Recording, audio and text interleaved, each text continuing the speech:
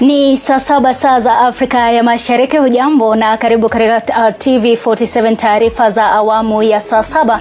Nikikuletea wakwetu wananifahamu kama Chichi Josephine. Kuna mengi ambayo tumeweza kukuandalia kwenye meza yetu ya habari, lakini kwanza kabisa tupate vidokezo.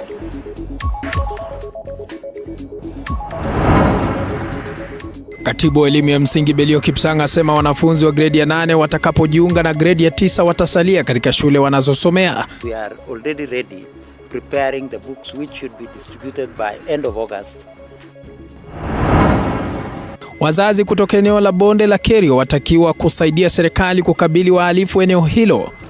Naomba jamii kila kijiji waweze kuongea na vijana hao wawe isolated na waongeleshwe. Na vijana wasio na ajira waomba na serikali kutuma maombi katika mtandao wa ajira ya kitaifa. Kuna nafasi 8,500. Ingieni vijana, muende kwa hizo hubs zetu.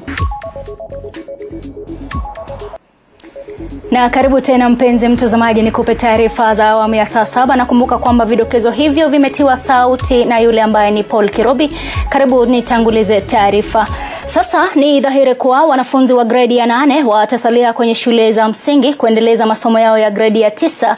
Katibu mkuu wa elimu Belio Kipsang akifafanua hali ya mpito huu alisema kuwa Wizara ya Elimu imeweka rasilimali za kutosha kuweka miundo msingi ya sekondari msingi. Aidha, amefichua kuwa masomo yote ya grade hiyo yamo tayari na vitabu vitaanza kusambazwa mwezi wa 8. Ameyasema haya wakati wa kuzindua mradi wa kusambaza sodo kwa wanafunzi wa kike nchini katika taasisi ya kutengeneza mitaala Kenya KICD.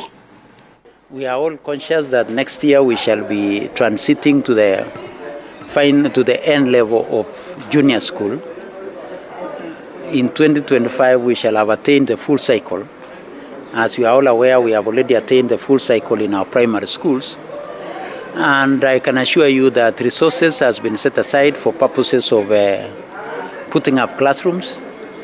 This year we have 3.4 billion shillings that government has set aside for putting up classrooms, and we are working very closely with the National Government Constituency Development Fund, and therefore we are working with our MPs.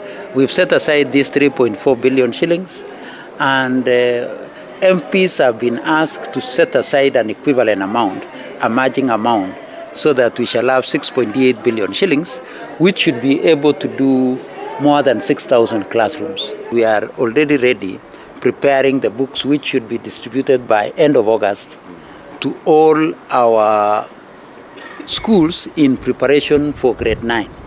We are distributing these books early because our teachers would want to start preparing an assessment framework. How shall we assess our kids in grade 9? Because there is a summative assessment that will be done in grade 9.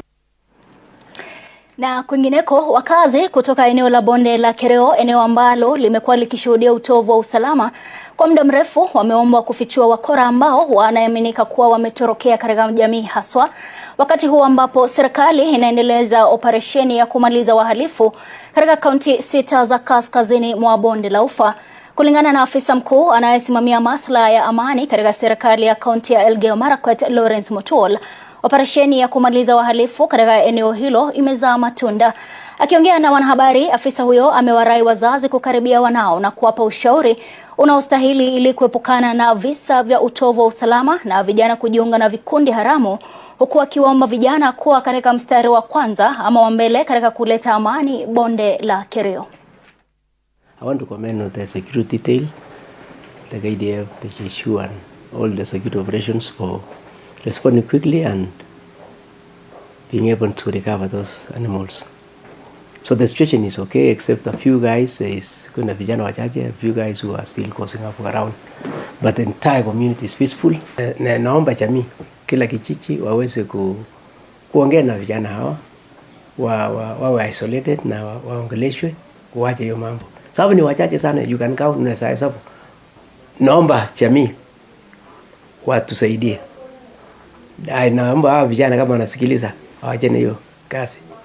Nataka vijana wetu wa amani waendelee kusaka watu, kusaidia kusaka watu hao. Na kwenye taarifa nyingine ni kwamba kufuatia msururu wa visa vya ajali vinavyoshuhudiwa humu nchini, muungano wa wahudumu wa matatu sasa wanaomba serikali kufanya mazungumzo nao ili kupata suluhu la kudumu. Wameelezea kuwa wataendeleza juhudi zao za kuzuia visa vya ajali. Kwa upande wake, rais wa wahudumu wa matatu Albert Karakacha ameelezea kuwa hawatakubali ufisadi barabarani kutoka kwa maafisa wa polisi. Kulingana na Albert ni kwamba hawatakubali NTSA kurudi barabarani, huku akiwataka maafisa wa polisi wa trafiki kuingia barabarani ili kuhakikisha kuwa madereva wanafuata sheria.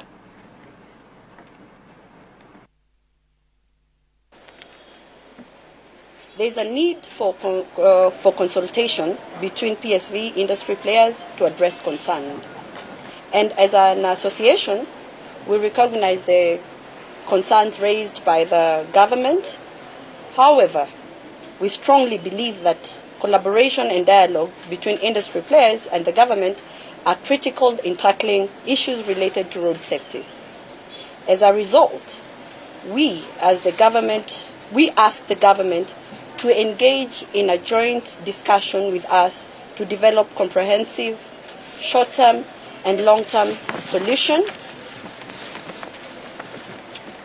to establish national road safety campaign in partnership with NTSA and Traffic Department. Recently, we've partnered with NTSA and Traffic Department to launch a national-wide campaign to maintain our commitment to road safety. The initiative involves voluntary vehicle inspection clinics, and it commenced in Nairobi since March 4th, 2024. The purpose of the clinics is to ensure the compliance of self-regulation for safer roads.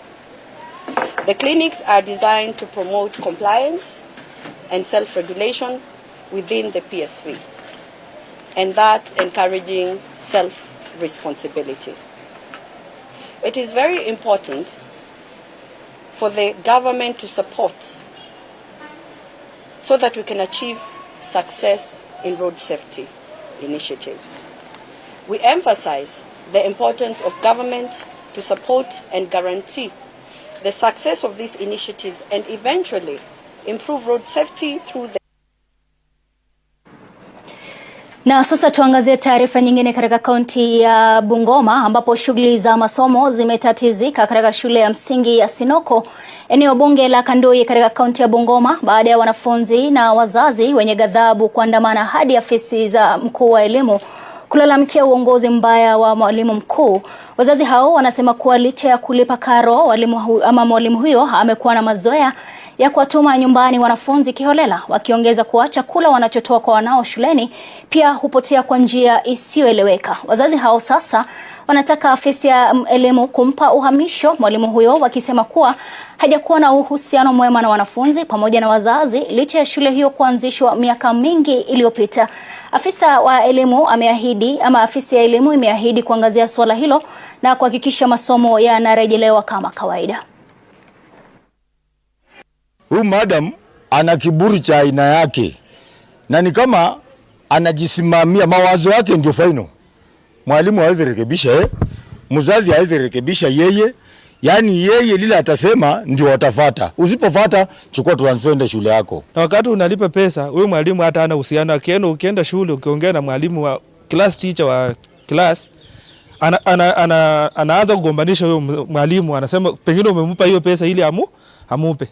Juzi watoto shule hawasomi mzuri kwa sababu ya huyo mwalimu, anawafukuza shule, michezo watoto hawaendi, unapata watoto pia performance imeenda chini. Watoto wanapikwa, watoto wanafukuzwa mahindi, anapepa anapeleka nyumbani, amekata miti ya shule.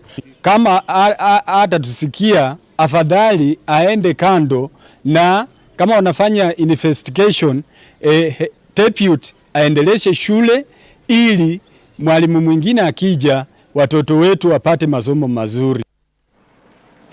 Na moja kwa moja hadi katika kaunti ya Pokot Magharibi, ambapo zaidi ya wakulima 100,000 Katika kaunti ya Pokot Magharibi wamenufaika na mbegu za mimea mbalimbali zikiwemo za mahindi zenye thamani ya shilingi milioni 6 kutoka kwa serikali ya kaunti hiyo. Na kama anavyoarifu Andrew Juma, mbegu hizo zinalenga kutatua tatizo la njaa wakati ambapo idadi kubwa ya wenyeji kaunti hiyo wanakumbwa na kiangazi kinachosababisha njaa. Zaidi ya wakulima 100,000 katika kaunti ya Pokot Magharibi wanaendelea na juhudi za kuasi ufugaji na kugeukia kilimo katika kukidhi mahitaji yao ili kuepuka mizozo ya mara kwa mara inayosababishwa na ufugaji wa mifugo. Asante sana Mheshimiwa Gavana. Katika hafla ya kuwapa wakulima hao mbegu iliyogharimu shilingi milioni 60, Gavana Simon Kachapin anashikilia kwamba njia pekee ya kumaliza umaskini na wizi wa mifugo ni kugeukia kilimo alichokitaja kama uti wa mgongo. Baada ya hii mwaka 3 mwaka 5 katika msimu huu hizi vyakula zimesambaa katika kaunti yetu. Na iko faida mingi.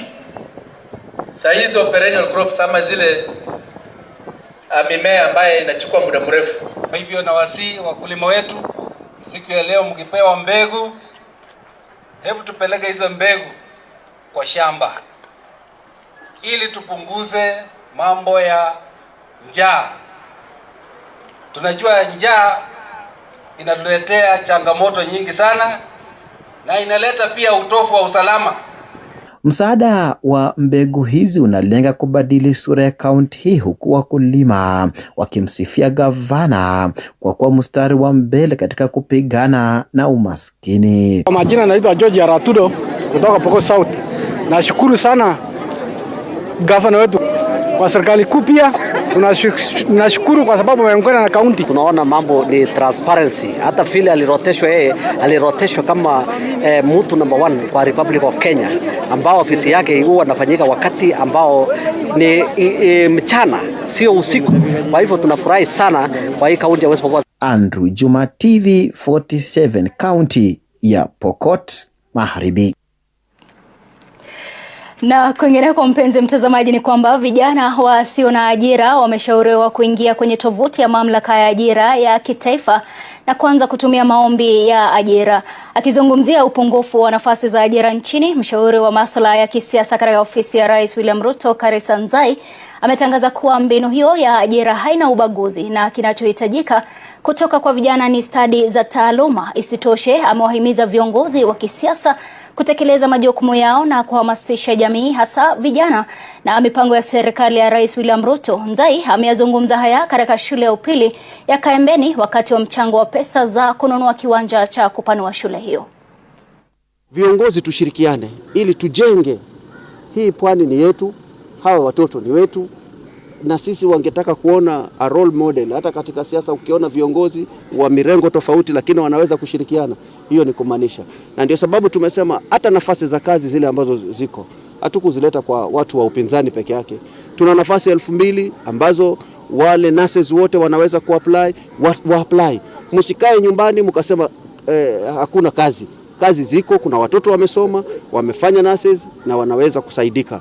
Pia pili, muingie kwa ile portal yetu ya National Employment Authority. Tuna kazi hapo. Rais ameenda nje, amezunguka, ametuletea nafasi. So hakuna haja ya kusema ati lazima nijulikane na fulani ndio ni apply hiyo nafasi. Kuna nafasi 8,500. Ingieni vijana, muende kwa hizo hubs zetu. Changamoto ambayo tumekuwa nayo ni tatizo la shamba ambayo tumeweza kujenga ilikuwa ni kung'ang'ana, na tukaona kuna umuhimu wa kuweka majengo mara moja, lakini baadaye tukaona kwamba kuna nafasi nyingi ambayo tunahitaji kwa upanuzi wa hii shule kulingana na vile ambavyo inakuwa haraka.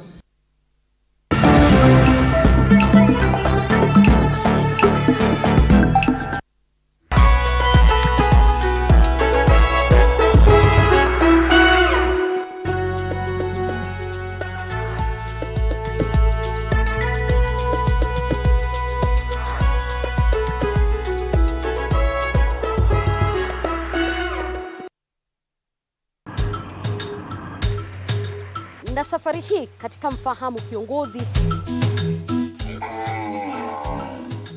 tutakuletea viongozi aina mbalimbali. Nikuwe na Nissan kama 10 na pia nikuwe menua minibus. Minibus nikoniwa. Kushinda unaangalia simu ya mzee. Soma Biblia ama ingia kwa washroom ujisugue. Mpaka nimetoa hivi. I don't know whether any of my children would want to get into the political field. Sijajua bado. Kila Alhamisi saa 1:30 kuendelea.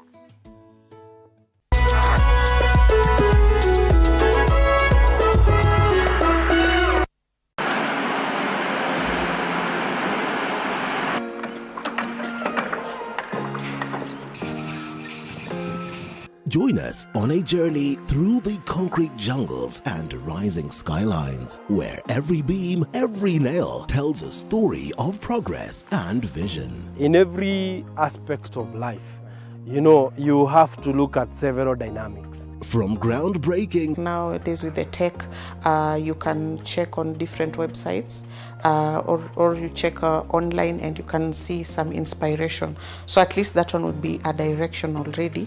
I'll know like what kind of style you're going for.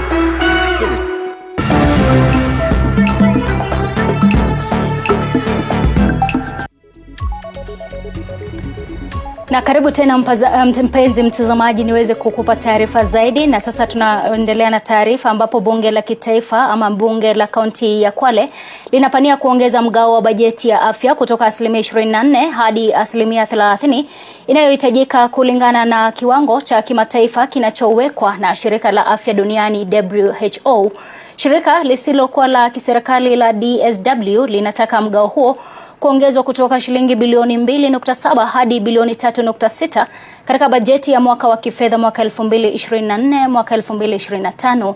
Haya yanajiri baada ya mwanaharakati wa shirika hilo kufanya kikao na wanachama wa kamati za afya na bajeti katika bunge la Kwale ili kujadili swala hilo. Wanaharakati hao wanasema kupunguzwa kwa bajeti ya afya kutaathiri pakubwa utoaji wa huduma za matibabu kwa wakazi. So together with the Committee for Health, which is in this sitting, we have agreed that we are going to lobby the rest of the members to ensure that the allocation for health is raised to 30% as accepted internationally. Na 2.7 billion kwa uhakika ni bajeti ndogo sana. Ukiangalia bajeti kubwa katika hiyo 2.7 itaenda kusimamia what we call the recurrent expenditure Department of Health. So pesa ambayo inabakia pale kidogo sana. Ukiangalia previous expenditure reports zinasema kwa county imekuwa ikispend about 1.8 to 2 billion in terms of recurrent expenditure. Now sasa if that all goes to that, inamaanisha upande wa development, upande wa primary health care, upande wa medicine and drugs, hiyo bajeti yao itakuwa ndogo sana. And for now tukiona kwa 2024-2025 tunaona imepunguzwa, imeletwa kwa 24%. So kilio chetu tulikuwa tunaomba hiyo percentage isipunguzwe. Ingawaje pesa zinaweza kuwa kidogo ama ikakuwa kidogo, hiyo pesa yenye itaingia, tunasema kuna zile estimates zinawekwa na pia kuna pesa reality yenye inapatikana. So kama hiyo pesa yenye imepatikana ni kidogo, then ile 30% ya hiyo pesa bado iko kwa health, ndio yale majukumu na zile huduma za. Kwingineko, polisi mmoja ameuawa kwa kupigwa risasi katika kijiji cha Kibenos, wadi ya Saimosoi, kaunti ya Baringo. Polisi huyo alikuwa miongoni mwa wengine kutoka kambi ya maafisa ya GSU ya Kosile walipokuwa wakiwaandama wezi wa mifugo waliokuwa wameiba maelfu ya mifugo kutoka eneo hilo. Viongozi wa eneo hilo wameitaka serikali kuu kutangaza swala la wizi ama kuangazia swala la wizi wa mifugo kuwa janga la kitaifa. Katika tukio hilo, polisi mmoja alijeruhiwa huku mbuzi 132 wakirejeshwa kwa wanakijiji. This banditry should be declared a national disaster, na pia it should be declared kama act of terrorism. Tuko na shida ya uhaba wa security. We have a problem of insecurity in this county. And one of the causes of insecurity is the high level of illiteracy among some of our communities who don't know alternative sources of raising funds other than stealing somebody's cow. So when we invest in education, we are investing in our future security. Kule bunge tumeweka budget ya kudeal na mambo ya insecurity, counter terrorism, banditry na nini, ndio serikali iweze kupata na uwezo ya kudeal na wakora. Na tuko na hakika ya kwamba tutamalizana na hii ukaidi na ulaghai ambayo imekuwa ikiangamiza watu yetu, ambayo imekuwa kero sana na donda sugu katika area hii yetu, kuweza kusaidia watu kukuwa na security na watu kuishi kwa umoja na kuendeleza uchumi na kukuza uchumi yao ni kitu ya maana sana, na sisi kama viongozi tutahakikisha na tunawapa wananchi uhakikisha kwamba it will be dealt and will deal with it ruthlessly. Na tukitoka huko tuangazie taarifa nyingine. Mbunge wa Mbeere Kaskazini Geoffrey Ruku amesema kuwa Wizara ya Kilimo ndio inahitaji kutengewa fedha nyingi. Ruku akielezea kuwa kilimo ndicho uti wa taifa la Kenya. Ruku akizungumza katika eneo bunge lake ameibua hofu dhidi ya mpango wa kupunguza mgao wa wizara hiyo. Isitoshe, ameitaka serikali kukipa kilimo kipaumbele ili kuimarisha usalama wa chakula nchini. Kwa sasa kamati ya fedha na bajeti bungeni kwa ushirikiano na asasi zingine zinaendelea na mchakato wa kuandaa makadirio ya bajeti ya mwaka 2024 mwaka 2025. In budget proposal statement which was tabled in Parliament 1 week or 2 weeks ago, we have seen some reduction or proposal to reduce the budget of agriculture as a sector, the Ministry of Agriculture. I think this is something the government needs to look to ensure more funding, more budgeting is done within the agricultural sector so that we can promote whatever the farmers are able to do. Once the farmers have enough farm inputs, have proper certified seeds, have availability of water. We have seen many companies which are offering drip irrigation technology and apparatus which are used in our farms for drip irrigation. If government support all these inputs which are showcasing here in Embu, then it means farmers across the nation will be able to have enough production which can sustain not only our household but also sustain the economy.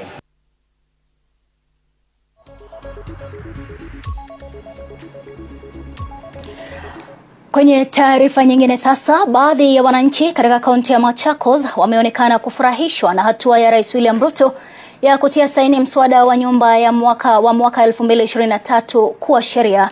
Wakazi hao wameelezea matumaini makubwa ya kubadilika kwa maisha ya Wakenya. Hata hivyo, wengine wao wameibua hisia kinzani kuhusiana na njia ya serikali itakayotumia kufanikisha kwa Wakenya na wa ngazi ya chini wanapata kumiliki nyumba za bei nafuu, wengi wakionekana kuwa na wasiwasi iwapo Mkenya wa kawaida atafikiwa na mpango huo. Hii mswada ya kujenga nyumba hii ya housing levy yenye president amepitisha si mbaya, watu wajenge nyumba waishi huko, lakini sisi kama raia wenye tuko hapa chini tunatoa pesa ya kulipa ya housing levy wapi? Kitu ya pili, president, hizi nyumba zikishajengwa sisi kama raia hapa chini wenye hatujaajiriwa tutaziakwaya aje? Au sure that hizi nyumba tutaziakwaya ama itakuwa ile design ya mortgage yenye uwezi ingia mpaka ukuwe na kiasi fulani ya pesa na ile 1,100. Bwana Ebu President, hii mswada umeifinya ni mzuri, lakini saa hii kwa sasa sisi wenye tuko hapa chini tuambie tutasaidika vipi? Tunaonelea ni kana kwamba ile zile mahali kunafaa kujengwa hizi nyumba ni mahali kama huko Kibira, mahali kuna slums, hizo manyumba zijengwe kwa at least kuwe developed. Juu kwa mwananchi kama mimi nimejenga nyumbani, so sihitaji nyumba. Ndo hata tusianze kuharibu rasilimali juu zingine kuna kwingine kufai kujengwa hizi manyumba. Kwa hivyo waangazie zile places hakuna manyumba za hiyo kiwango wanataka kujenga.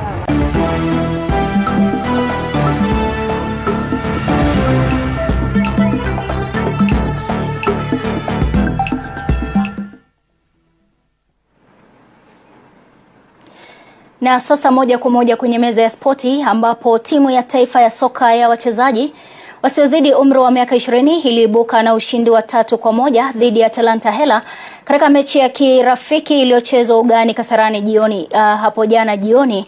Mabao ya Rising Stars yalifungwa mchezaji wa kiungo cha kati Linaz Munyao kutoka Rainbow FC, mshambulizi Christopher Koloti wa AFC Leopards na mlinzi Sigmund Maina wa Kariobangi Sharks. Timu hii inajiandaa kwa mashindano ya kitaifa ama ya mataifa manne itakayoanza Ijumaa hii nchini Malawi. Rising Stars itachuana na Zimbabwe kwenye mechi yake ya kwanza ugani Bingu kabla ya kucheza dhidi ya wenyeji Malawi siku ya Jumapili. Waziri wa michezo wa Babu na Mwamba na rais wa shirikisho la soka nchini Nick Mwendo walihudhuria mechi hii ya kirafiki. Now they are gelling into a competitive national team. It's really exciting.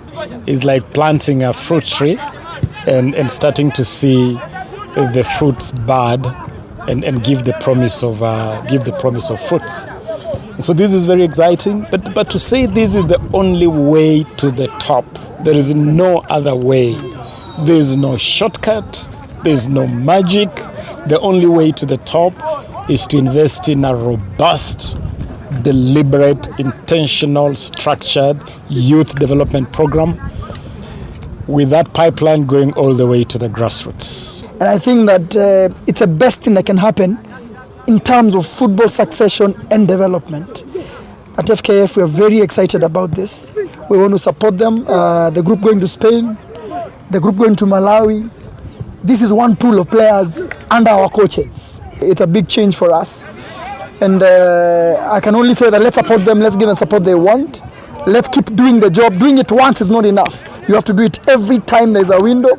In June we do it again. We do it again in September like that. And then we can see the results thereafter. Taarifa nyingine ya spoti, timu ya taifa ya soka Harambee Stars itasafiri kuelekea Malawi siku ya Alhamisi kwa mashindano ya mataifa manne. Kenya itacheza dhidi ya wenyeji Malawi siku ya Jumamosi kwenye uwanja wa kitaifa wa Bingu. Kocha Eugene Firat anatumia mashindano haya kutayarisha kikosi chake kwa michuano ya kufuzu kwa kombe la dunia mwezi Juni. The first plan we had was to play against 2 European teams, but then the FIFA organized this tournament and federation decided to go there. So I know that the other teams are already there. Malawi, anyways, they start from 1st March the camp, and Zambia and Zimbabwe are already there. So I think that it will be a tough tournament, especially if you are a home team anyway, you have a lot of advantages. But I think also that Zambia has a very strong team, and Zimbabwe before the ban they was also very good. So therefore it will be really tough challenges, but at the same time somewhere the players has to start, the new ones. I mean, somewhere they have to get their experience, and therefore I think this tournament will help them a lot.